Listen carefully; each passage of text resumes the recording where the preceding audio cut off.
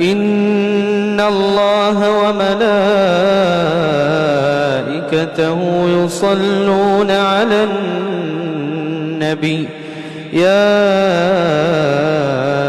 أيها الذين آمنوا صلوا عليه وسلموا تسليما.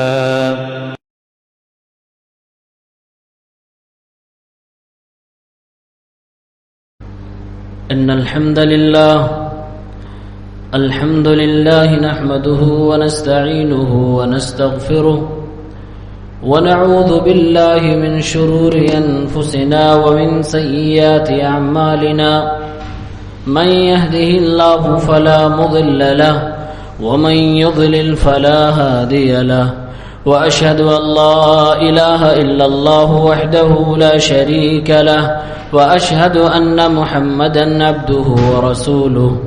يا أيها الذين آمنوا اتقوا الله حق تقاته ولا تموتن إلا وأنتم مسلمون.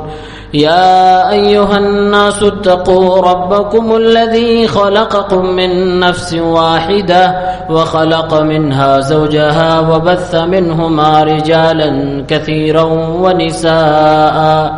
واتقوا الله الذي تساءلون به والأرحام إن الله كان عليكم رقيبا. يا أيها الذين آمنوا اتقوا الله وقولوا قولا سديدا يصلح لكم أعمالكم ويغفر لكم ذنوبكم ومن يطع الله ورسوله فقد فاز فوزا عظيما. أما بعد فإن خير الحديث كتاب الله وخير الهدي هدي محمد صلى الله عليه وسلم وشر الأمور محدثاتها وكل محدثة بدعة وكل بدعة ضلالة وكل ضلالة في النار. أعوذ بالله من الشيطان الرجيم. بسم الله الرحمن الرحيم. ليشهدوا منافع لهم ويذكروا اسم الله في أيام معلومات على ما رزقهم من بهيمة الأنعام.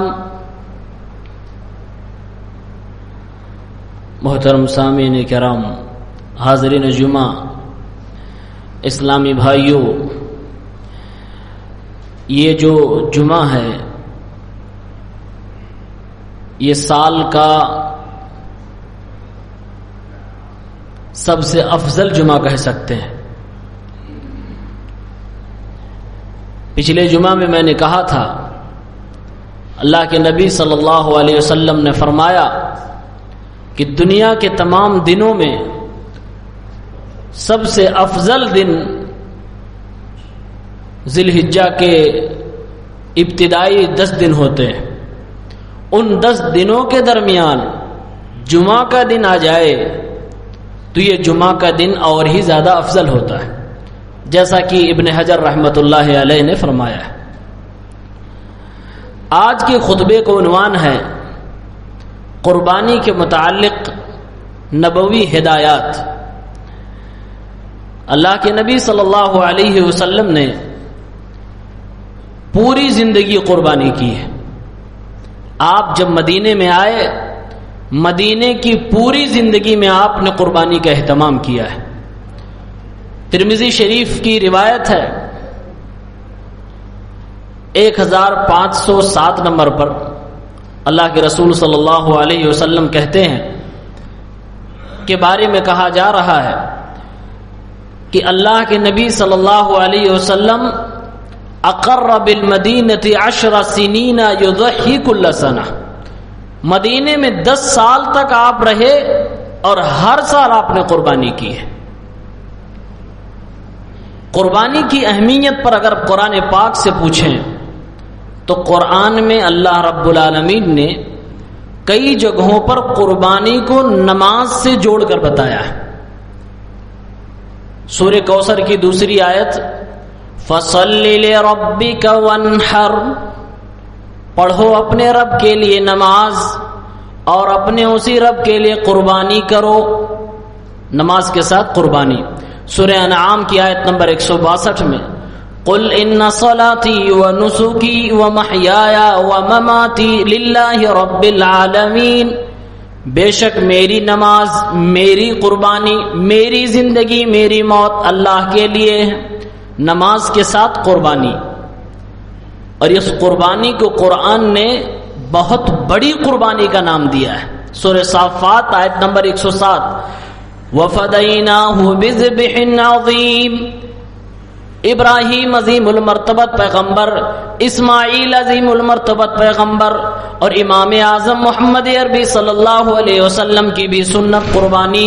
اللہ نے فرمایا ہم نے اسماعیل کو بچا کر ایک بڑی قربانی ابراہیم کے ہاتھ میں دی کہ ابراہیم کریں، ایک عظیم ذبیحہ۔ یہ آپ صلی اللہ علیہ وسلم سفر میں ہوتے تھے تب بھی آپ قربانی کرتے تھے، اور گھر پہ رہتے تھے تب بھی آپ قربانی کرتے تھے۔ 10 سال تک کبھی آپ نے قربانی چھوڑی نہیں ہے۔ اسی لیے اللہ کے نبی صلی اللہ علیہ وسلم کی وعید سن لیجئے، جس آدمی کے پاس قربانی کرنے کی طاقت ہو، قربانی کرنے کے بھر کا مال ہو، لیکن اس کے باوجود وہ قربانی نہ کرے، تو اللہ کے نبی صلی اللہ علیہ وسلم ایسے آدمی کو کیا فرما رہے ہیں؟ سنن ابن ماجہ کتاب الاضاحی حدیث نمبر 3123، اللہ کے نبی نے فرمایا من کان لہ ساعۃ ولم یضحی فلا یقربن مصلانا، جس کے پاس اتنی وسعت ہو، اتنی طاقت ہو، اتنی قوت ہو، اتنا مال ہو کہ وہ قربانی کر سکے پھر بھی نہ کرے، تو ایسا آدمی، ایسا کلمہ پڑھنے والا مسلمان فلا یقربن مصلانا، ہماری عیدگاہ کے بھی قریب نہ آئے۔ یہ نبی علیہ الصلوۃ والسلام کی دھمکی ہے کہ ہونے کے باوجود جو نہ کرے وہ میری عیدگاہ کے بھی قریب نہ آئے۔ ابو داؤد کتاب الضحایا 2788 نمبر پہ ایک حدیث پاک ہے، اللہ کے نبی فرماتے ہیں، میدان عرفات میں آپ نے فرمایا تھا یا ایھا الناس ان علی کل اہل بیت فی کل عام اضحیہ، اے لوگوں ہر گھر کے اوپر، ہر گھر کی طرف سے ہر سال قربانی کرنا نہایت ہی زیادہ ضروری ہے۔ ہر گھر کی طرف سے قربانی ہونی چاہیے، ہر سال ہونی چاہیے۔ اسی لیے علماء کرام میں سے کئی علماء نے لکھا کہ قربانی کرنا واجب ہے، جس میں سے سر فہرست امام ابو حنیفہ رحمۃ اللہ علیہ۔ امام ابو حنیفہ فرماتے ہیں کہ جس کو طاقت ہو قربانی کرنے کی، مال ہو، اس کے باوجود نہ کرے تو وہ گنہگار ہوگا، کیونکہ قربانی کرنا واجب ہے، فرض ہے۔ اسی لیے کچھ علماء سے پوچھا گیا کہ کیا کسی کے پاس وقتی طور پر پیسہ نہ ہو تو کسی سے قرضہ لے کر وہ قربانی کر سکتا ہے؟ اگر وہ قرضہ لے کر قربانی کرنا چاہے تو کیسا رہے گا؟ اس کا جواب ابن تیمیہ رحمۃ اللہ علیہ نے اپنے مجموع الفتاوی میں دیا ہے، کہا ان کان لہ وفاء فاستدان ما یضحی بہ فحسن، اگر کسی آدمی کے پاس قربانی کرنے کی طاقت نہیں ہے، وقتی طور سے اس کے پاس اتنا مال نہیں ہے، قرض میں ڈوبا ہوا ہے، یا اس کے پاس پیسے نہیں ہے لیکن پھر بھی اس کے جذبات ہیں، وہ قربانی دینا چاہتا ہے، امام ابن تیمیہ فرماتے ہیں کہ وہ آدمی قرض لے کر اگر قربانی کرتا ہے تو بہت اچھی بات ہے، ایک شرط کے ساتھ کہ اس قرض کو واپس کرنے کی اس کے پاس پوری طاقت ہو، پوری امید ہو کہ جو میں قرض لے رہا ہوں میں انشاءاللہ آسانی کے ساتھ ادا کر لے جاؤں گا۔ تو امام ابن تیمیہ فرماتے ہیں کہ اس آدمی کے لیے جائز ہے، بلکہ اس کے لیے مستحب اور اچھی بات ہے کہ وہ قرض لے کر قربانی کر لے۔ واجب نہیں ہے کہ قرض لے کر ہر حال میں کرے، کیونکہ قربانی اسی آدمی کے لیے زیادہ ضروری ہے جس کے پاس طاقت ہو، اور جو قرض دار ہے اس کے پاس طاقت نہیں ہوا کرتی عام طور سے۔ مسئلہ نمبر 3، قربانی کن جانوروں کی جائے؟ اس کا جواب بھی قرآن نے سورہ انعام میں آیت نمبر 143 اور 44 میں دیا ہے۔ اللہ رب العالمین نے فرمایا 8 ازواج، 8 قسم کے جانور ہیں، من الضان اثنین ومن المعز اثنین، 2 بھیڑ میں سے 2 بکریوں میں سے، ومن الابل اثنین ومن البقر اثنین، 2 اونٹ میں سے 2 گائے میں سے، دونوں کے جوڑے، بکری بکرا، بھیڑ اور اس کی مؤنث اونٹ اونٹنی اور گائے اور بیل، یہ کل ملا کر 8 جانور ہیں۔ قرآن میں اللہ نے ان کا ذکر کیا ہے۔ علماء کہتے ہیں کہ انہی 8 کی قربانی کرنی چاہیے، اور ان 8 میں سے ہر ایک کی قربانی نبی علیہ الصلوۃ والسلام کے دور میں ہوئی ہے۔ انہی جانوروں کی ہمیں بھی قربانی کرنی چاہیے۔ ان میں سے جو دستیاب ہو، ہمارے حالات جس کی اجازت دیتے ہوں، ہم ان میں سے کوئی جانور اختیار کریں اور قربانی کر سکتے ہیں۔ مسئلہ نمبر 4، کیا بھینس کی بھی قربانی کر سکتے؟ تو سب سے پہلے یہ جان لیں کہ اللہ کے نبی صلی اللہ علیہ وسلم کے زمانے میں، اللہ کے نبی کے دور میں بھینس نہیں پائی جاتی تھی مکہ اور مدینے کے اندر، اس لیے اللہ کے نبی کی پوری زندگی کھگال ڈالیے، صحابہ کرام کو دیکھ لیجئے، بھینس کی قربانی کہیں آپ کو نہیں ملے گی۔ اللہ کے نبی کی سنت سے ثابت نہیں کہ آپ نے بھینس کی قربانی کی ہو۔ وہ تو بعد میں جب مسلمانوں میں کئی علاقے فتح کیے دنیا کے دوسرے ملکوں سے، جب بھینس ملی تب جا کے وہ اس سے پریچت ہوئے۔ پھر مسئلہ آیا کیا اس کو کھانا حلال ہے کہ حرام ہے؟ علماء کرام نے فتویٰ دیا کہ حلال ہے، اور پھر مسئلہ آیا کہ اس میں زکوٰۃ نکالی جائے گی کہ نہیں۔ علماء نے متفقہ فیصلہ کیا کہ اس میں سے زکوٰۃ بھی نکالی جائے گی، لیکن مسئلہ جب قربانی کا آ گیا تو قربانی کے مسئلے میں علماء کرام 2 گروہ میں بٹ گئے۔ کچھ لوگ کہنے لگے کہ اس کی قربانی میرے نبی نے نہیں کی ہے، لہٰذا ہم بھی اس کی قربانی نہیں کریں گے۔ کچھ لوگ کہنے لگے ہم اس کی زکوٰۃ جب نکالتے ہیں تو ہم اس کی قربانی بھی کر سکتے ہیں، کیونکہ بھینس گائے کی نسل میں سے ایک نسل ہے۔ جو لوگ جائز سمجھتے ہیں یہ ان کا کہنا ہے، لیکن میں اتنی بات کہوں گا، ہمارے ہندوستان کے بڑے بڑے کبار علماء نے یہی فیصلہ دیا ہے اور یہی فتویٰ دیتے ہیں کہ احتیاط اسی میں ہے کہ آدمی شک والی چیزوں کو اپنی عبادت میں نہ لائے۔ بھینس کے تعلق سے علماء کے 2 گروہ ہیں، شک ہے اس بات میں کہ اس کی قربانی مانی جائے گی کہ نہیں مانی جائے گی، لہٰذا جن چیزوں میں شک بالکل بھی نہیں ہے، بکری میں بکرے میں کوئی شک نہیں ہے، قرآن میں جو 8 جانور بتائے گئے اس میں ذرہ برابر بھی شک نہیں ہے، تو اے مسلمانوں شک کی چیز میں نہ پڑ کے جو یقینی ہے ان چیزوں کی قربانی دیا کرو، اسی چیز میں احتیاط ہے اور یہی زیادہ بہتر عمل ہے۔ اللہ کے نبی کا کہنا ہے دع ما یریبک الی ما یریبک الی ما لا یریبک، یہ فارمولہ آپ یاد کر لیجیے، پوری زندگی میں کام آئے گا۔ اللہ کے نبی صلی اللہ علیہ وسلم ایک فارمولہ بتلا رہے ہیں، اے میری امت کے لوگوں، جب بھی تم کوئی کام کرنے جانا 2 چیزیں تمہارے سامنے آ جائیں، ایک شک والی ہو اور ایک یقین والی ہو، تو شک والی چیز کو چھوڑ دینا، یقین والی چیز پہ عمل کر لینا۔ قرآن سے 8 جانوروں کی قربانی ثابت ہے اور اس پر ساری دنیا کے مسلمانوں کا متفقہ فیصلہ ہے، یقین ہے، انہی جانوروں کی قربانی کیا کریں۔ بھینس پر دنیا کے تمام علماء کا اتفاق نہیں، بلکہ تو علماء کرام میں سے بہت سارے عالم ایسے ہیں وہ کہتے ہیں کہ جس نے بھینس کی قربانی کی اس کی قربانی نہیں مانی جائے گی۔ ہاں البتہ وہ گوشت ہوگا، کھائے گا، پیٹ بھر لے گا، لیکن قربانی نہیں مانی جائے گی۔ لہٰذا اس شک والی چیز سے اس سے دور رہیں اور یقین والی چیز پہ عمل کریں۔ مسئلہ نمبر 5، جو جانور ہم ذبح کریں بکری یا بکرا، اس میں کون کون سے عیب نہیں ہونے چاہیے۔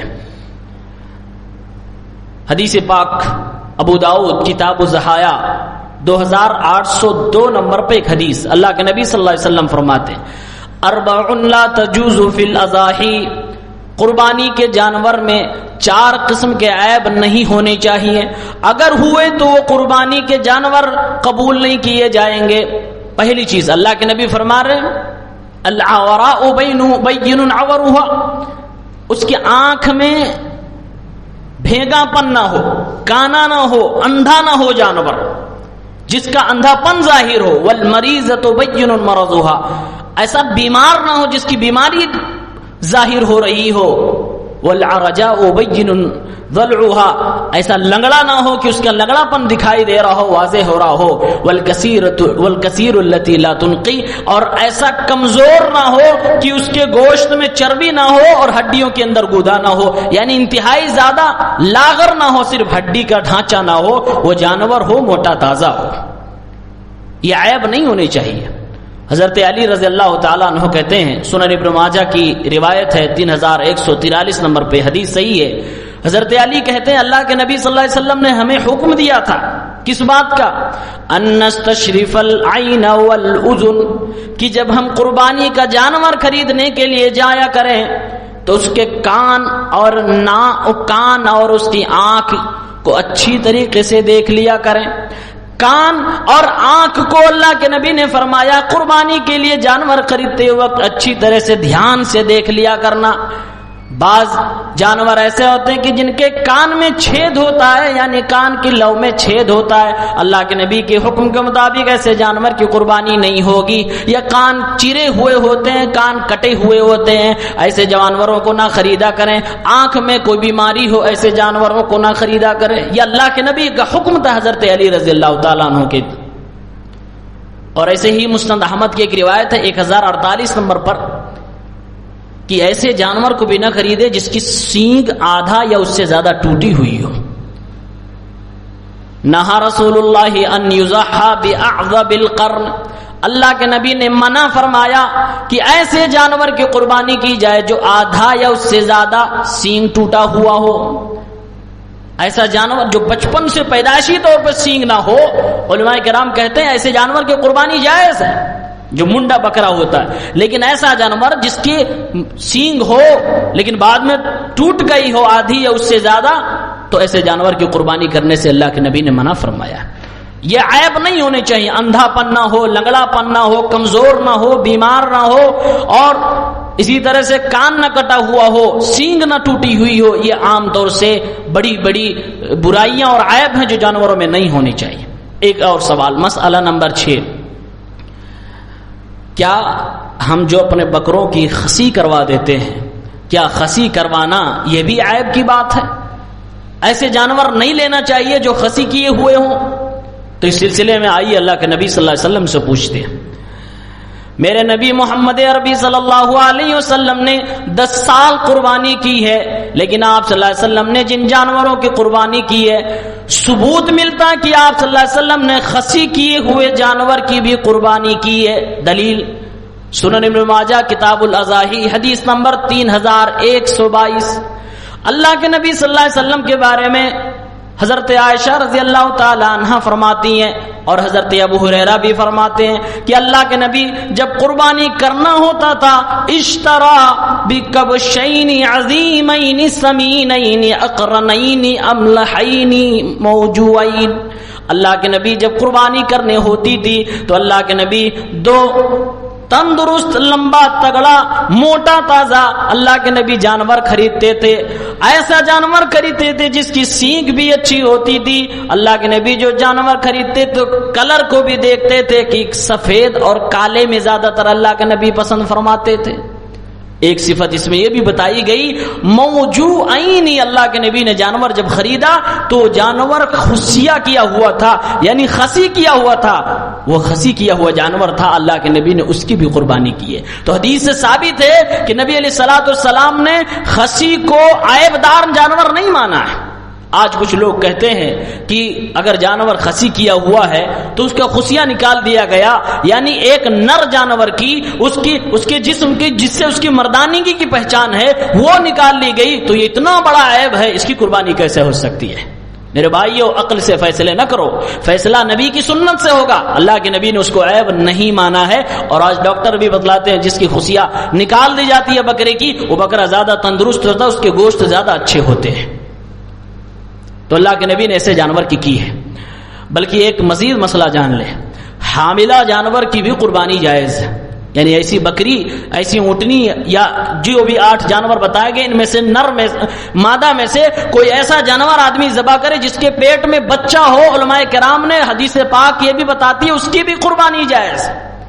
سنن نبی داؤد کتاب الضحایا حدیث نمبر 2828، اللہ کے نبی نے فرمایا زکات الجنین زکات امہ، جو جانور ذبح کیا گیا وہ حمل سے تھی، اس کے پیٹ میں بچہ تھا، اللہ کے نبی کے حکم کے مطابق اس کی ماں کو ذبح کیا گیا، پیٹ میں سے بچہ نکلا، اگر اس بچے کے اندر جان پڑی ہوئی ہے، زندہ پیدا ہوا ہے، تب تو وہ الگ جان ہو گئی، اس کو دوبارہ ذبح کرنا پڑے گا اور اس کا گوشت بھی کھایا جائے گا جیسا کہ حدیث پاک میں ذکر ہے۔ لیکن اگر وہ مردہ پیدا ہوا ہے، یعنی ماں کو ذبح کیا گیا، پیٹ سے بچہ پیدا ہوا، اس کے اندر جان پڑ چکی تھی لیکن بعد میں وہ مر چکا ذبح کرتے وقت میں، علماء کرام لکھتے ہیں کہ اس کو ذبح دوبارہ نہیں کیا جائے گا، کیونکہ اللہ کے نبی نے فرمایا زکات الجنین زکات امہ، جس کی ماں کو ذبح کر دیا گیا اس کے پیٹ میں پلنے والے بچہ اگر مردہ پیدا ہوتا زندگی پانے کے بعد تو اس کو دوبارہ ذبح نہیں کیا جائے گا، اس کی ماں کو جو ذبح کیا گا وہ چیز کافی ہو جائے گی۔ یہ اللہ کے نبی کی حدیث بتلا رہی ہے، گرچہ اس میں علماء کا اختلاف ہے لیکن حدیث پاک تو یہ ہے کہ اس کی بھی قربانی جائز ہے۔ اگلا مسئلہ، دانت کا اعتبار ہوگا یا عمر کا اعتبار ہوگا، اس میں بھی لوگ بہت اختلاف کرتے ہیں۔ کچھ لوگ کہتے ہیں عمر دیکھیں گے جانور کی، 1 سال کا ہو گیا کر دیں گے، دانت آئے یا نہ آئے، اور کچھ لوگ کہتے ہیں کہ دانت دیکھا جائے گا عمر چاہے جتنی ہو۔ صحیح بات جو تحقیق میں آئی ہے کہ دانت دیکھا جائے گا، عمر نہیں دیکھی جائے گی۔ دنیا کے سارے ممالک کے سروے کیجئے، الگ الگ ماحول پائے جاتے ہیں، کہیں کوئی جانور تھوڑا جلدی میں دانت میں آ جاتا ہے، کوئی جانور کہیں تھوڑا دیر میں دانت میں آتا ہے، اس لیے اللہ کے نبی نے ایسی کوئی نشانی بتائی جو ساری دنیا کے لوگوں کے لیے کارگر ہو۔ اللہ کے نبی نے اس لیے دانت کے بارے میں بتایا کہ ایسا جانور ذبح کرو جو جانور دانت والا ہو، یعنی اس کے دانت نکل چکے ہوں۔ اس کی مثال اس طرح سمجھے، نماز ہر مسلمان پر فرض ہے، نماز ہر مسلمان پر فرض ہے، لیکن کس عمر میں؟ عمر کیا ہے؟ فرض ہونے کی عمر بلوغت ہے۔ بلوغت کی عمر کیا ہے؟ الگ الگ ہے دنیا میں، کہیں 11 سال کی عمر میں بچہ جوان ہو رہا، کہیں 13 کی، کہیں 14 کی، کہیں 15 سال کی عمر میں۔ اس لیے فقہاء نے کہہ دیا کہ نماز کی فرضیت کی عمر ہے وہ بلوغت ہے، روزے کی فرضیت کی عمر ہے وہ بلوغت ہے۔ 7 سال کی عمر بچے کو حکم دیا جائے گا کہ نماز پڑھے، 10 سال کا ہو جائے نہ پڑھے تو اس کو مارا جائے گا۔ روزے کی فرضیت کا عمر ہے کہ وہ بالغ ہو جائے تب اس کے اوپر روزہ فرض ہو جاتا ہے۔ اگر عمر بتائی جاتی کہ 10 سال کا ہو جائے، 15 سال کا ہو جائے، 20 سال کا ہو جائے تب اس کے اوپر روزہ فرض ہوگا تو شاید دنیا میں اختلاف ہو جاتا، لیکن اللہ کے نبی نے بلوغت کی، فقہاء نے بلوغت کی شرط لگا دی ہے جو ساری دنیا میں ہر جگہ کے لوگ اپنے اپنے اعتبار سے سمجھ لیتے ہیں کہ اب یہ لڑکا اس کام کے لائق ہو گیا۔ اسی طرح سے جانور میں بھی اللہ کے نبی نے فرمایا، مسلم شریف کی روایت ہے 1963 نمبر پہ، لا تذبحوا الا مسنتا الا ان يعسر عليكم فتذبحوا جزءا من الضأن۔ اللہ کے نبی نے فرمایا اے لوگوں، قربانی کرنا تو دانت والے جانور ہی کی قربانی کرنا، دانت والے جانور ہی کی قربانی کرنا، الا ان يعسر علیکم، ہاں بڑی مشکل ہو جائے، دانت والا جانور ملنا مشکل و محال ہو جائے تو ہاں بھیڑ میں سے 1 سال کا آپ ذبح کر سکتے ہو، گرچہ اس کی دانت نہ آئے ہوئے ہوں۔ یہ اللہ کے نبی کی صریح اور صاف حدیث ہے، مسلم شریف کی روایت ہے۔ لیکن اللہ کے نبی نے فرمایا بھیڑ میں سے، بکری میں سے نہیں، بھیڑ میں سے 1 سال کا جانور اگر ہو تو اس کو ہم ذبح کر سکتے ہیں گرچہ اس کا دانت نہ آیا ہو، لیکن بکری میں سے 1 سال کا جانور دانت نہ آیا ہوا ہو تو اس کو جائز نہیں ہے۔ اس کی دلیل بخاری شریف کتاب الاضاحی 5556 نمبر پر روایت موجود ہے۔ ایک شخص اللہ کے نبی کے زمانے میں نماز سے پہلے انہوں نے اپنی قربانی کر ڈالی جو کہ دانتا تھا۔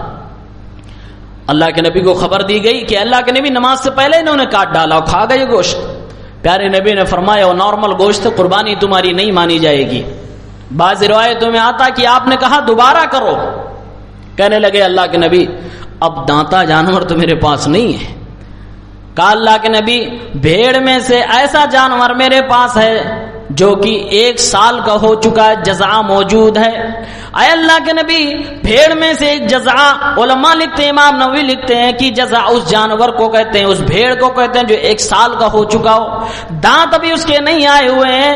اے اللہ کے نبی میرے پاس صرف وہی بچا ہوا, کیا میں کر لوں؟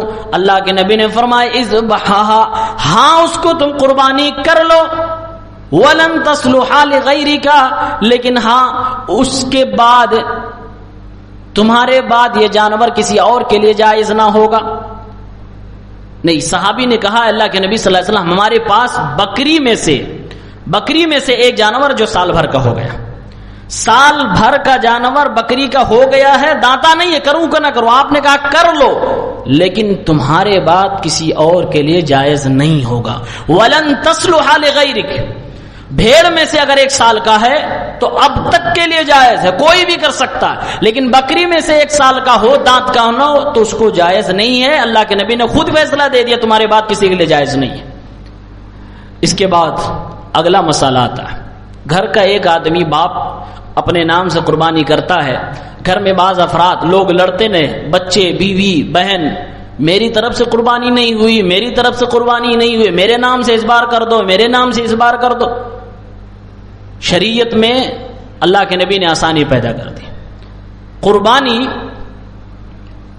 گھر کا کوئی ذمہ دار اپنے نام سے کر لے اور اس میں اپنے سارے گھر والوں کو شامل کر لے, سب کے لیے ایک قربانی کافی ہو جائے گی. ترمذی شریف کتاب الاضاحی 1505 حدیث نمبر ہے. اللہ کے نبی صلی اللہ علیہ وسلم کے دور میں کیسے قربانی ہوتی تھی؟ عطا ابن یسار نے ابو ایوب انصاری سے پوچھا کہ نبی کے دور میں قربانی کیسے ہوتی تھی؟ فرمایا اللہ کے نبی کے دور میں صحابہ کرام قربانی جب کرنی ہوتی, ایک بکری یا بکرے کی قربانی کرتے, عنہ وعن اہل بیتہ, اپنی طرف سے اور اپنے سارے گھر والوں کی طرف سے.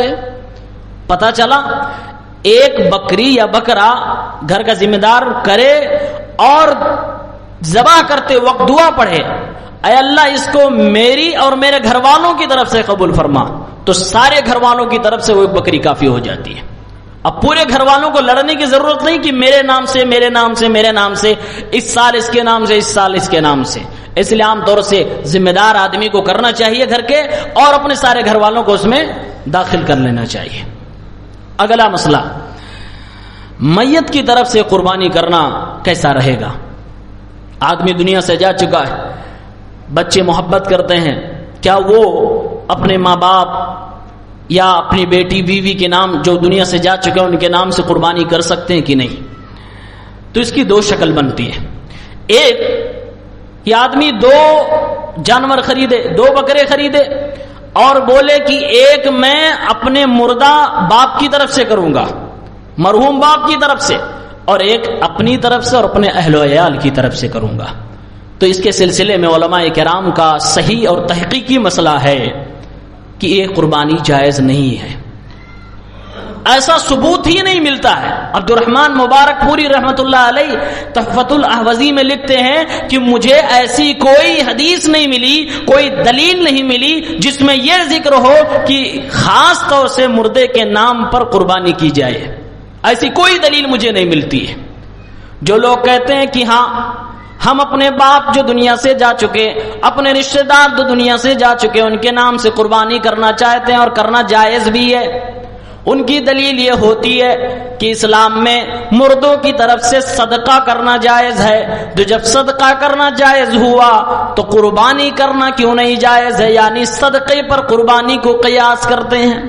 بخاری شریف کتاب الوصایا میں 2762 نمبر پہ ایک حدیث پاک موجود ہے. سعد ابن عبادہ اپنے گھر سے کہیں باہر گئے ہوئے تھے, ان کی ماں کا گھر پہ انتقال ہو گیا. جب آتے ہیں تو اپنی ماں کے لیے تڑپتے ہیں, چاہتے ہیں کہ اپنی ماں کے لیے میں کچھ نیکی کروں.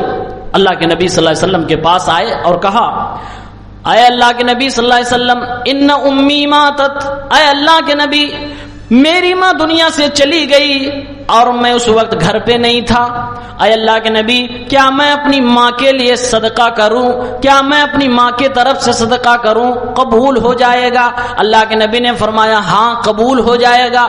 اس حدیث پاک میں جو بخاری شریف کے اندر اور دیگر حدیث کی کتابوں میں موجود ہے، اللہ کے نبی سے سوال کیا جا رہا کہ میت کی طرف سے صدقہ کیا جائے تو قبول ہوگا کہ نہیں ہوگا؟ اللہ کے نبی نے فرمایا قبول ہوگا۔ اس لیے جو علماء کہتے ہیں میت کی طرف سے قربانی کرنا جائز ہے، وہ اسی حدیث کو دلیل بناتے ہیں، جبکہ یہ دلیل بنانا غلط ہے۔ قربانی الگ عبادت ہے، صدقہ الگ عبادت ہے۔ صدقہ الگ عبادت ہے جس کے لیے دلیل موجود ہے، قربانی الگ عبادت ہے اس کے لیے دلیل موجود نہیں ہے، جیسا کہ علامہ عبد الرحمن مبارک پوری نے فرمایا۔ اس لیے قربانی میت کے نام سے ایک مستقل قربانی کرنا بالکل بھی جائز نہیں ہے۔ اولاد کہنے لگی، بیٹا کہنے لگا مولوی صاحب کوئی راستہ تو نکالیے، ہم اپنے ماں باپ سے محبت کرتے ہیں، ہم اپنی بیوی سے محبت کرتے ہیں، ہم قربانی کرنا چاہتے ہیں، ہم ان کو نفع پہنچانا چاہتے ہیں، کوئی تو طریقہ ہوگا۔ لوگوں، میرے بھائیوں، ہمارے جذبات، ہم سب کے جذبات کی قدر کرتے، ہم کسی کی بے حرمتی نہیں کرتے، لیکن آؤ اللہ کے نبی صلی اللہ علیہ وسلم کے بھی جذبات کو دیکھو۔ پیارے نبی صلی اللہ علیہ وسلم کی زندگی میں آپ کی چہیتی بیوی خدیجۃ الکبریٰ چلی گئی، آپ صلی اللہ علیہ وسلم کے گھر میں تین بیٹے دنیا سے چلے گئے، آپ کی زندگی میں اللہ کے نبی کے گھر میں آپ کی 3 بیٹیاں آپ کی زندگی میں وفات پا گئی۔ اللہ کے نبی کے سگے چچا سید الشہداء حضرت حمزہ رضی اللہ تعالیٰ عنہ آپ کی زندگی میں دنیا سے چلے گئے۔ یہ سارے کے سارے لوگ اللہ کے نبی کے گھر والے ہیں، اللہ کے نبی کے خاندان کے لوگ ہیں، لیکن کسی بھی حدیث میں ساری حدیثوں کو کھکال ڈالیے، کہیں بھی آپ کو ثبوت نہ ملے گا، کوئی روایت نہ ملے گی کہ اللہ کے نبی نے اپنی بیوی خدیجہ کے نام سے کوئی جانور ذبح کیا ہو، اللہ کے نبی نے اپنی بیٹیوں کے نام سے کوئی جانور ذبح کیا ہو۔ وہ لوگوں، ہو سکتا ہے دل کہنے لگا کہ ہو سکتا اللہ کے نبی نے 10 سال مدینے میں قربانی کی ہے، ہو سکتا ہے ایک بھی جانور کسی اپنے مردہ گھر والوں کی طرف سے کیا ہو، لیکن ایک بھی روایت ایسی نہیں ملتی کہ آپ نے اپنے بیٹوں کے لیے جو آپ کی زندگی میں آپ کے گود میں دنیا سے چلے گئے ان کے لیے قربانی کی ہو، اپنی بیٹیوں کے لیے کی ہو، اپنی بیوی کے لیے کیا ہو، کہیں کوئی ثبوت ملتا ہی نہیں ہے۔ بلکہ اللہ کے نبی نے اپنی زندگی میں حجۃ الوداع میں جب آپ نے حج کیا تھا 100 اونٹ ذبح کیے تھے، اپنی طرف سے 100 اونٹ کی قربانی اللہ کے نبی نے دی تھی۔ 100 اونٹ میں سے اللہ کے نبی نے 63 اونٹ اپنے ہاتھ سے ذبح کیے تھے۔ کوئی ثبوت نہیں ملتا کہ ایک بھی آپ نے اپنے کسی مردہ رشتہ دار کی طرف سے ذبح کیا، کوئی دلیل اس کی موجود نہیں ہے۔ تو کیا میرے جذبات آپ کے جذبات میرے نبی کے جذبات سے زیادہ اعلیٰ ہو گئے؟ پیارے نبی، وہ میرا نبی جو اپنی بیوی خدیجۃ الکبریٰ سے اتنی محبت کیا کرتے تھے کہ ان کی جب دنیا سے چلی گئی، جب وہ وفات ہو گئی، اللہ کے نبی کے گھر میں چولہا جلتا، گوشت پکتا، اللہ کے نبی کوئی اچھی چیز پکتی تو اپنی بیوی خدیجہ کی سہیلیوں تک وہ کھانا تھوڑا تھوڑا پہنچا دیا کرتے تھے۔ کیوں؟ تاکہ اپنی بیوی کی محبت کو زندہ رکھ سکے۔ او میرے بھائیوں، میرے نبی جو اپنی محبت کو بچانے کے لیے، زندہ رکھنے کے لیے، اپنے جذبات کے لیے یہ چیز کر سکتے تھے، کیا اللہ کے نبی صلی اللہ علیہ وسلم اگر یہ چیز جائز ہوتی اپنی بیوی کے نام سے 100 اونٹ میں سے ایک نہ کر دیتے قربانی؟ لیکن کوئی ثبوت نہیں ملتا کہ آپ نے کیا ہو، تو پھر نبی کے جذبات کے آگے ہمارے جذبات کی کیا قدر ہے؟ ہم مجبور ہیں کہ ہم وہی کریں گے جو قرآن میں ہے، جو سنت میں ہے۔ ہمارا اور آپ کا تو ایک ہی اصول ہے، اطیعوا اللہ و اطیعوا الرسول۔ ہم اسی کی تابع ہیں جو قرآن میں ہے، جو نبی کے فرمان میں ہے، جو نبی کی سنت میں ہے۔ آپ نے نہیں کیا تو ہم کون ہوتے ہیں کرنے والے؟ یہ چیز ثابت نہیں ہے۔ ایک دوسری شکل جس کے بارے میں علماء نے اختلاف کیا، بعض کہتے کر سکتے، کہتے ایک ہی جانور آدمی کے پاس ہو اور ذبح کرے اور کہے اللہ اس کو قبول کر، میری طرف سے، میرے گھر والوں کی طرف سے، اور میرے دادا جو انتقال کر چکے ان کو بھی، ان کی طرف سے بھی، یعنی زندوں کے ساتھ مردوں کو بھی شریک کر کے آدمی قربانی کرے۔ یہ ایک شکل یہ بنتی ہے۔ اس کی بھی قرآن و حدیث میں نبی صلی اللہ علیہ وسلم کی زندگی میں کوئی صریح دلیل نہیں ہے۔ جو دلیل دی جاتی ہے وہ مسلم شریف کے اندر 1967 نمبر پہ ایک حدیث ہے کہ اللہ کے نبی صلی اللہ علیہ وسلم کے گھر میں جانور تھا. ایک بار آپ قربانی کرنا جا رہے تھے. حضرت عائشہ سے فرماتے ہیں عائشہ چھری صاف کر کے لاؤ مجھے دو، میں قربانی کرنے جا رہا ہوں. حضرت عائشہ لا کر آپ کے ہاتھ میں چھری دیتی ہیں. اللہ کے نبی ذبح کرتے ہیں اور دعا پڑھتے ہیں اللہم تقبل، اے اللہ قبول فرما لے، عنی میری طرف سے، وعن محمد وعن آل محمد اور آل محمد کی طرف سے، وعن امتی اور میری امت کی طرف سے. اب جو لوگ کہتے ہیں کہ زندوں کے ساتھ مردوں کی بھی قربانی کر سکتے ہو، وہ کہتے ہیں دیکھو اللہ کے نبی نے اپنی اور اپنے اہل و عیال اور اپنی امت کی طرف سے کیا، اور امت میں زندہ اور مردہ سارے کے سارے لوگ شامل ہوتے ہیں. اس لیے دلیل ہوئی کہ اللہ کے نبی نے مردوں کے نام سے بھی قربانی کی. ہم کہتے ہیں یہ دلیل بہت زیادہ صحیح نہیں ہے. اس کا مطلب اور زیادہ سمجھ میں آئے گا جب ایک حدیث اس کے ساتھ اور پڑھ لیجئے. ابو داؤد کی ایک حدیث ہے 2810 کتاب الضحایا کے اندر اللہ کے نبی صلی اللہ علیہ وسلم نے فرمایا جانور ذبح کرتے ہوئے اے اللہ اس جانور کو میری طرف سے، میرے اہل و عیال کی طرف سے اور میری امت میں سے ان لوگوں کی طرف سے قبول فرما جو لوگ قربانی نہیں کر سکے. وعمن لم یضحی من امتی، اے اللہ میری امت کے ان لوگوں کی طرف سے جو قربانی نہیں کر سکے.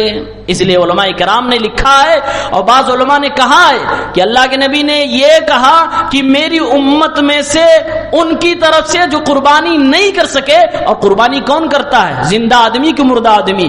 مردہ نہیں کرتا قربانی، زندہ کرتا ہے. اس دور میں جو زندہ لوگ تھے اور کسی وجہ سے قربانی نہ کر سکے، کمزوری کی وجہ سے، دولت نہ ہونے کی وجہ سے، کوئی وجہ رہی ہو، اللہ کے نبی نے ان کو شامل کر لیا. بہرحال پچھلے گزشتہ لوگ جو ہیں مردہ اس کے اندر شامل نہیں کیے گئے. یہ علماء کرام کا، بعض علماء کا کہنا ہے.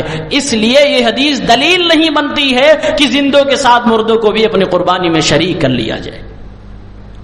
اس لیے یہاں بھی میں وہی بات کہوں گا کہ شک والی بات کو چھوڑو، یقین والی بات کرو. اس میں بھی شک، یقین کیا ہے؟ یقین یہ ہے اپنی طرف سے کرو، اپنے اہل و عیال کی طرف سے کرو. اللہم تقبل ھذا منی عنی وعن اہل بیتی، اللہ میری طرف سے، میرے اہل و عیال کی طرف سے قبول کر. ساری دنیا کا اس پہ اتفاق ہے، یقین ہے، اس پہ کرو. تو مولانا پھر مردوں کے لیے ہم کیا کریں؟ آپ اس پہ کچھ بتا ہی نہیں رہے ہو. بتا رہے ہیں. جو حدیث ہم نے سنائی تھی بخاری شریف کی کہ صحابی کہتے ہیں میری والدہ کا انتقال ہو گیا، میں کیا کروں؟ اللہ کے نبی نے کیا طریقہ بتایا؟ فرمایا صدقہ کرو قبول ہوگا. سیدھا طریقہ، آسان طریقہ. اگر کوئی آدمی چاہتا کہ میں اپنے باپ کو ثواب پہنچاؤں، کوئی آدمی چاہتا کہ میں اپنی ماں کو ثواب پہنچاؤں تو دنیا سے چلے گئے. میں اپنے عزیز رشتہ داروں کو ثواب پہنچاؤں جو دنیا سے چلے گئے. تو اللہ کے نبی صلی اللہ علیہ وسلم کی صحیح اور صریح تعلیم یہ ہے کہ آپ ان کی طرف سے صدقہ کرو. صدقہ کرنا ثابت ہے، بخاری کی حدیث سے ثابت ہے، نسائی، ترمذی، ابو داؤد کی حدیث سے ثابت ہے. اللہ کے نبی نے فرمایا کہ صدقہ کر سکتے ہیں ان کی طرف سے. اس لیے میں بتا رہا ہوں کہ اگر آپ کرنا ہی چاہتے ہو میرے بھائی، وہ چیز جو ثابت نہیں ہے مردوں کے نام سے قربانی، جس میں علماء کا اختلاف ہے، جس میں علماء کرام کو شک ہے، وہ چیز آپ نہ کر کے بلکہ ایک یقینی چیز یہ کر لو کہ آپ کے پاس اگر اللہ نے اتنا دیا ہے کہ آپ اپنی قربانی کرنے کے ساتھ ساتھ آپ کے پاس اور بھی مال ہے تو آپ کسی غریب کو اتنے روپے دے دو کہ بھائی یہ لے جاؤ، تم بھی جانور خرید کے قربانی کر لینا، تمہارے بچے بھی کھا لیں گے، تمہاری طرف سے بھی قربانی ہو جائے گی، اور تمہارے باپ دادا جس کے نام پہ آپ نے جس کی طرف سے صدقہ کیا ہوگا اس کو بھی ثواب مل جائے گا. یہ صحیح طریقہ ہے، اس میں کسی کا اختلاف نہیں ہے، یہ حدیثوں سے ثابت ہے. یہ کام ہم کر لیں کہ اتنا مال، ایک جانور کا مال، ہم اس کو قربانی کی نیت سے نہیں بلکہ صدقے کی نیت سے، جو کہ صحیح حدیث سے ثابت ہے، وہ مال ہم کسی غریب کو دے دیں اور اس سے کہنے بھائی تو قربانی کر لے، ہماری نیت کے برابر اللہ ہم کو بھی ثواب دے دے گا. ہم نے اپنے مرحوم باپ کی طرف سے دیا، مرحوم ماں کی طرف سے دیا، تو انشاءاللہ صحیح حدیث کے مطابق مطابق ان کو بھی ثواب پہنچ جائے گا. اور اس آدمی نے اگر قربانی کر لی جو قربانی نہیں کرنے والا تھا, اپنی غریبی کی وجہ سے اس کی بھی قربانی ہو جائے گی, اس کے گھر میں بھی چولہے جل جائیں گے, اس کے گھر میں 2 ٹائم کی 2 وقت کے گوشت پک جائیں گے. اللہ کی قسم, غریب محلوں کی جا کے چولہوں کو دیکھ لیجئے, کئی ایسے غریب ایسے ہیں جو سال بھر ان کو نصیب نہیں ہوتا کہ بکرے کا گوشت کھا لے. وہ شادیوں میں پا گئے تو کھا لیں گے, ہمارے اور آپ کی محفلوں میں آ گئے تو کھا لیں گے, ورنہ قربانی میں ہم نے جو اپنے قربانیاں کی اور ہم نے گوشت جو ان کے گھر پہنچا دیا وہ کھا لیتے ہیں. ورنہ سال گزر جاتے, ان کی اتنی حیثیت اتنی اوقات نہیں ہوتی کہ وہ مارکیٹ سے 600-700 روپے کلو گوشت کے بکرے کا خرید کے کھائے. اس طرح کی نیکی کرو جو حلال ہے, جو جائز ہے اور حدیث سے ثابت ہے, یقینی طور پہ ثابت ہے. جو چیز ثابت نہیں ہے, جس میں شک ہے, جس میں اختلاف ہے, اس میں خواہ پڑھنے کی کوئی ضرورت نہیں ہے. ایک اگلا مسئلہ, ایک چیز اور ہمارے سماج میں پائی جاتی ہے. کچھ لوگ, میں اپنے گاؤں میں جب رہتا ہوں, قربانی کے وقت میں دعا پڑھنے کے لوگ بلاتے ہیں تو کئی لوگ کہتے ہیں مولانا اس کو نبی صلی اللہ علیہ وسلم کے نام سے ذبح کر دیجئے, اس کو نبی کے نام سے. وہ جو چھوٹا والا بکرا ہے نا, اس کو ہم اپنے گھر والوں کے نام سے کریں گے, اس کو نبی کے نام سے.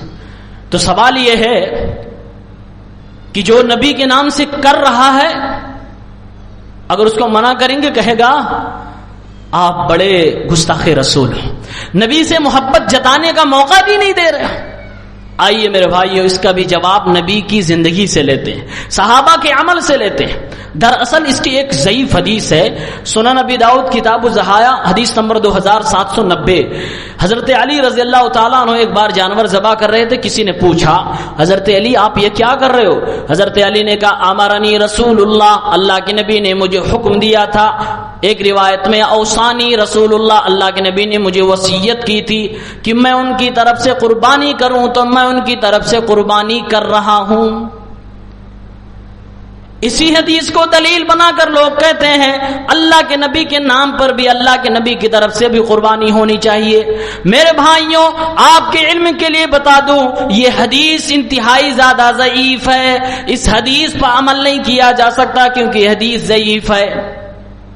یہ حدیث ہی جب ضعیف ہو گئی تو عمل کہاں سے ہو سکتا ہے؟ اور نبی صلی اللہ علیہ وسلم کی طرف سے قربانی کرنا یہ کون سی عقل مندی کی بات ہے؟ ویسے ہی قربانی کی تعلیم ہمیں کس نے دی؟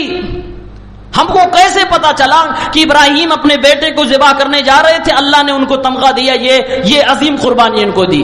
نبی کے ذریعے سے, قرآن کے ذریعے سے. قرآن اتارا کس کے اوپر گیا؟ نبی کے اوپر گیا. اور اللہ کے نبی خود کہہ رہے ہیں کہ جس نے کسی کو کسی بھلائی کے کام کے بارے میں بتا دیا, سامنے والا جب تک اس بھلائی پہ عمل کرتے رہے گا بتانے والے کو برابر کا ثواب ملتا رہے گا. تو ہماری اور آپ دنیا کے سارے مسلمانوں کی نیکیوں اور قربانیوں کو ثواب تو آٹومیٹک میرے نبی کو جا رہا ہے. آپ کی طرف سے قربانی کرنے کے میرے نبی محتاج نہیں ہے, بلکہ میرے نبی تو فرماتے ہیں من عمل عملا لیس علیہ امرنا فہو رد, جس نے کوئی ایسا کام کیا جس پہ میری مہر نہیں, جس پہ میری طرف سے ثبوت نہیں ہے, اس آدمی کے اس کام کو میں رد کرتا ہوں, مردود قرار دیتا ہوں. میرے بھائیوں, جب اللہ کے نبی کی کوئی حدیث نہیں, صحابہ کی زندگی میں کوئی ایسا واقعہ صحیح نہیں ملتا کہ کسی صحابی نے اللہ کے نبی کی طرف سے قربانی کی ہو, پھر ہم کریں گے تو اللہ کے نبی اس کو مردود قرار دے رہے ہیں, اللہ کے نبی اس کو رد کر رہے ہیں. پھر ہماری قربانی ہم جس کے لیے کر رہے ہیں وہی ہم کو دھتکار رہا ہے, پھر فائدہ کس بات کا؟ اس لیے اللہ کے نبی کی طرف سے قربانی کرنا احادیث کی روشنی میں جائز نہیں. ہمارے نبی ہماری قربانیوں کے محتاج نہیں, وہ تو پہلے سے بخشائے گئے ہیں. ہم نبی کے لیے جو کر سکتے ہیں, جو اللہ نے حکم دیا ہے, جو میرے نبی نے حکم دیا ہے, وہ کیا کریں. وہ کون سی چیز ہے؟ اللہ فرماتا یا ایھا الذین آمنوا صلوا علیہ وسلموا تسلیما, اے مسلمانوں, ایمان والو, محمد الرسول اللہ پہ درود بھیجا کرو. اللہم صلی علی محمد وعلی آل محمد, درود پڑھا کرو. یہ ہم اپنے نبی کے لیے کر سکتے ہیں. یہ کرنے کے لیے اللہ ہم کو حکم دے رہا ہے, اور خود اللہ کے نبی فرماتے ہیں جو میرے اوپر ایک بار درود بھیجے گا میں اللہ تعالیٰ اس کے اوپر 10 رحمتیں نازل فرمائے گا۔ فائدہ اس میں ہے جو چیز ثابت ہے وہ ہم نہ کر کے جو ثابت نہیں وہ کرنے پہ تلے ہوئے ہیں۔ اور میرے بھائیوں آج ہماری غلطی تو یہی ہے کہ ہم سنت کو چھوڑ کر بدعت کی طرف لپکتے جا رہے ہیں۔ سنت جب آدمی چھوڑتا ہے تو اس کی جگہ کے اوپر بدعت ضرور جنم لیتی ہے، آج نہیں تو کل ضرور لے گی، اس لیے سنتوں کو لازم پکڑو۔ ایک مسئلہ اور، قربانی کتنے دن کرنا ہے؟ 1 دن 2 دن 3 دن 4 دن؟ 1 دن بھی کہنے والے لوگ ہیں جو سراسر غلط ہے۔ قربانی 4 دن ہے، 10 11 12 13، یہ 4 تاریخیں عربی کی ہے۔ جس دن ہم عید کی نماز پڑھتے وہ اس کے بعد 3 دن اور۔ اس کی دلیل کہاں ہے؟ اس کی دلیل سورہ حج آیت نمبر 28، سورہ بقرہ آیت نمبر 203، مسند احمد 16752 نمبر کی روایت موجود ہے۔ اللہ کے نبی صلی اللہ علیہ وسلم نے قرآن پاک میں اللہ نے فرمایا وَاذْكُرُوا اللَّهَ فِي أَيَّامٍ مَّعْدُودَاتٍ، اے لوگوں حج کے ٹائم پہ گنتی کے دنوں میں اللہ رب العالمین کا ذکر کیا کرو۔ تفسیر دیکھیے علامہ قرطبی، تفسیر ابن کثیر دیکھیے علامہ ابن کثیر، دیگر تفسیر کی کتابوں کے دیکھیے ایام معدودات سے مراد کیا ہے؟ ایام معدودات سے مراد ہے ایام التشریق۔ ایام التشریق یعنی وہ دن جس میں گوشت سکھایا جاتا ہے۔ پہلے زمانے میں گوشت کو سکھایا جاتا تھا تاکہ خراب نہ ہو۔ آج ہمارے پاس فریج ہے تو ہم اس کو ٹھنڈا کرتے ہیں تاکہ خراب نہ ہو۔ اس زمانے میں سورج کی روشنی میں سکھاتے تھے تاکہ خراب نہ ہو، تو ان دنوں کو ایام التشریق کہا گیا جن دنوں میں گوشت سکھایا جاتا تھا۔ اور وہ دن کون کون ہیں؟ عید کے دن کے بعد 3 دن اگلے 10 تاریخ کو عید ہوتی ہے، 11 12 13، اور اسی چیز کا ذکر اللہ نے قرآن میں کیا ہے۔ اللہ کے نبی فرماتے ہیں کل ایام التشریق ذبح، اور یہ جتنے بھی تشریق اور گوشت سکھانے والے دن ہیں سارے کے سارے دن جانور ذبح کیے جا سکتے ہیں، یہ قربانی کے دن ہے۔ لیکن ہاں ایک بات یاد رکھنا، قربانی کرنا پہلے دن سب سے زیادہ افضل ہے۔ وہ الگ بات ہے کہ جائز ہے آدمی چاہے دوسرے دن کرے، تیسرے دن کرے، چوتھے دن کرے، کر سکتا ہے، لیکن افضل اور زیادہ ثواب جس پہ ملنے والا ہے وہ پہلے دن ہے، چاہے آپ کے پاس 1 ہو 2 ہو 3 ہو 4 ہو۔ اب آپ کے اوپر ہے کہ آپ افضل پہ عمل کرنا چاہتے ہو یا صرف جائز پہ عمل کرنا چاہتے ہو۔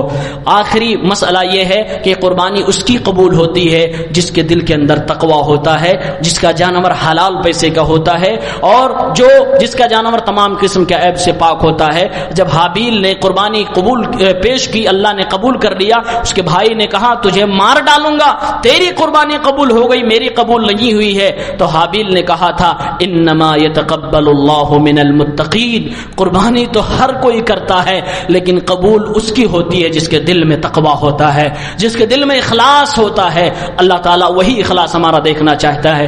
پروردگار عالم سے دعا ہے پروردگار ہم نے جو باتیں 12 مسائل آپ کے سامنے پیش کیے ہیں، پروردگار اگر ہم سے کہنے میں کوئی غلطی ہو تو اس کو معاف فرما، اور جو ہم نے سچ اور حق بات کہی وہ اللہ کی جانب سے ہے، اور جو غلط بات زبان سے نکل گئی ہو یا کیسے بھی یا جو اجتہادی غلطی ہو رب العالمین وہ میری طرف سے شیطان کی طرف سے اسے معاف فرما۔ الہ العالمین ہمیں ہر سچی بات پر عمل کرنے کی توفیق دے، آمین یا رب العالمین۔